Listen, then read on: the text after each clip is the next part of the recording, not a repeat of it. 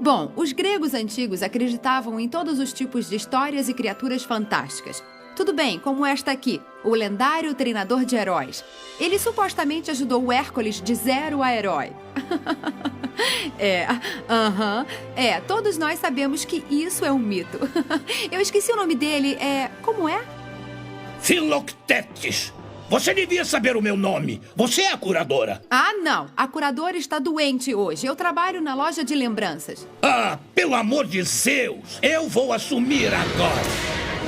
A mitologia grega é cheia de narrativas fantásticas, de deuses com raios como armas, serpentes com um monte de cabeças e de mortais com força sobre-humana. Mas de onde vieram essas histórias todas? Bom, não foram das histórias em quadrinhos, com certeza. Há milhares de anos, os gregos antigos acreditavam que os deuses, também chamados de divindades, eram responsáveis por tudo o que acontecia em seu mundo. Através dos séculos, essas crenças inspiraram grandes obras de literatura, de arte e de música e têm sido estudadas por incontáveis pesquisadores. É importante manter essas narrativas vivas, porque senão... Bom, seria uma tragédia grega. Desculpe, eu não resisti.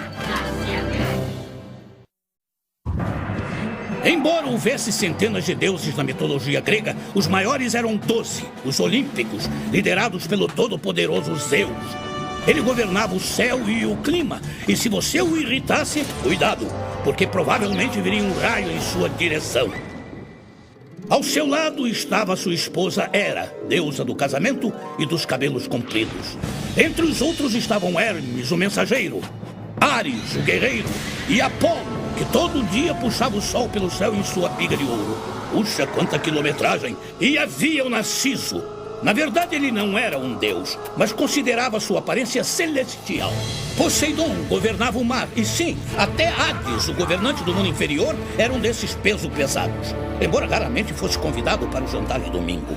Afrodite, a deusa do amor, era a mais linda. Mas quando ele irritou Zeus, ele a fez se casar com Hefaisto, o ferreiro dos deuses, o mais feio dos olímpicos. Eu falei que Zeus tinha senso de humor? Como reza a lenda, o Monte Olympus era o lar docilar dos deuses. E quando se fala desta famosa propriedade, 3 palavras vêm à cabeça: flutuação, flutuação, flutuação.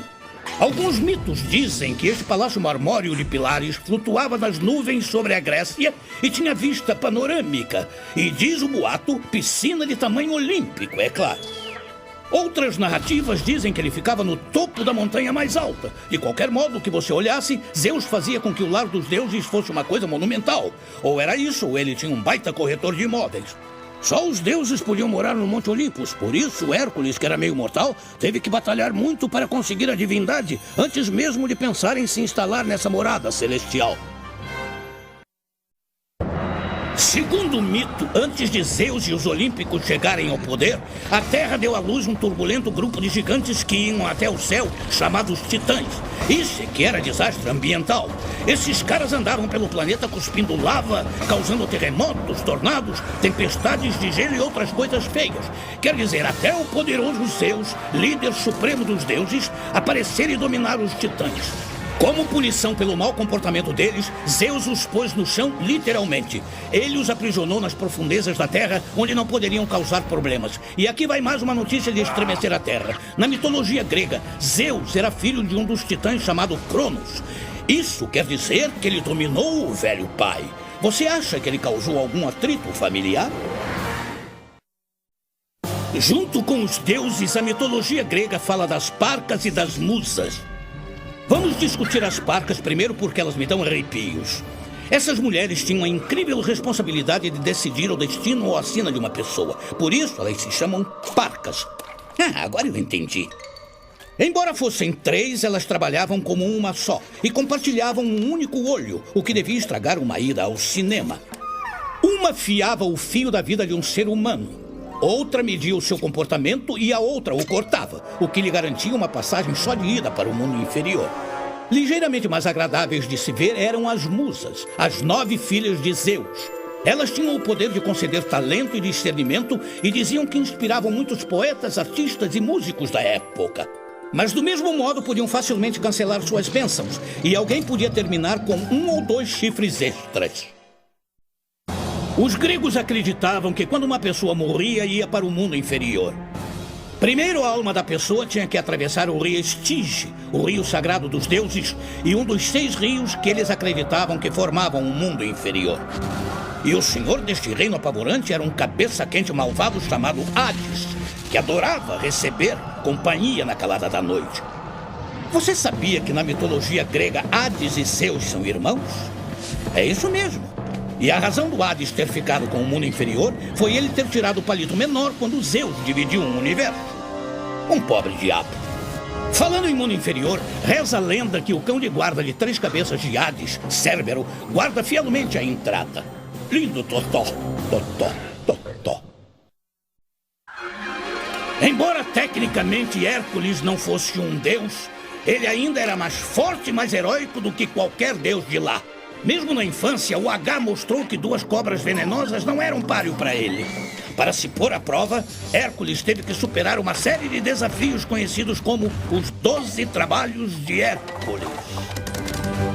Ele teve que dominar um leão feroz, um javali enfurecido, aves gigantes e um touro, para citar alguns. Que tarefas hercúleas! Mas ele derrotou a todos brava e destemidamente.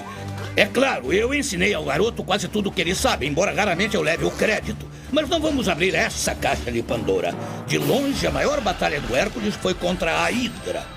Foi este triunfo que fez Hércules ter certeza de que se tornaria um herói. Mas ele tinha mais a aprender. Que um herói não é julgado pelo tamanho de sua força, mas pela força de seu coração. Essa foi a única coisa que eu não pude ensinar a ele, mas o resto todo conta. Criaturas míticas, legal! Um assunto do qual eu realmente estou por dentro. Você deve saber que eu sou um sátiro, o que quer dizer que tenho pés de bode, 2 chifres e uma tendência a ser galanteador com as donzelas. Mas isso é só um boato de 3.000 anos. Bom, mas o que você acha desse cara, o Centauro? Uma criatura metade cavalo e metade homem. O nome desse aí era Nesso, e Hércules o usou para treinar antes do evento principal. A Hidra. Você já viu uma personagem mais arrepiante? E o bafo?